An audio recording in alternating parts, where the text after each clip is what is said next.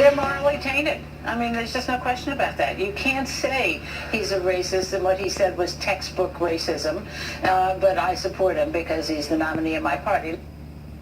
Wow. That's ABC News political commentator and Hillary Clinton fan, Cokie Roberts, talking about Donald Trump supporters.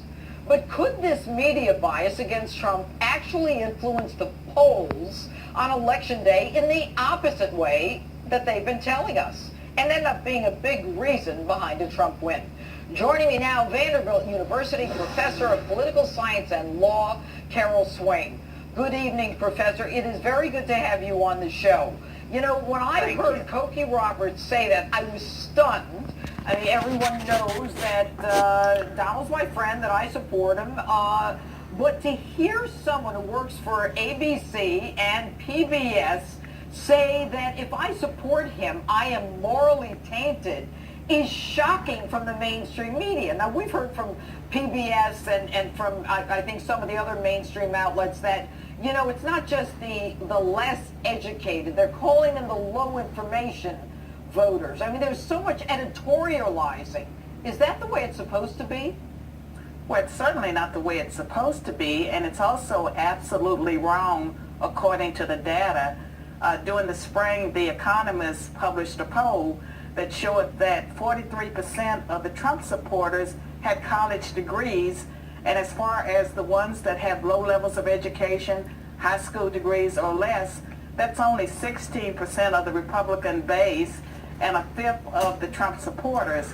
And so it's really misinformation. I think Mr. Trump draws from all sectors of society, including women.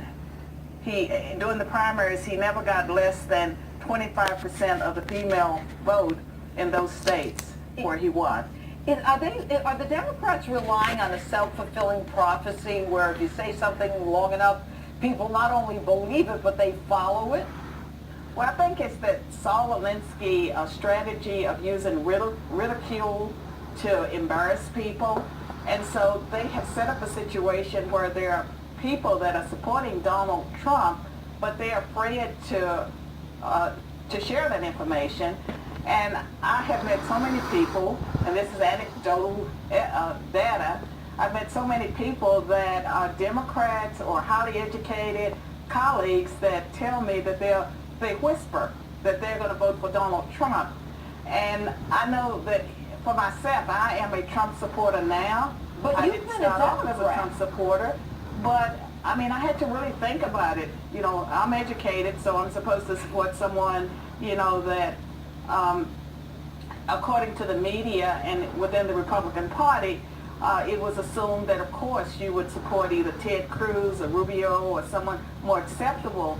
And I think that the Trump support is underestimated and that people are afraid to put bumper stickers on their cars and yard signs in their yards because they know. We may be surprised at the election.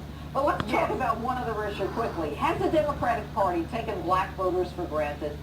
Of course they have, and they've done this, you know, as far as I can remember.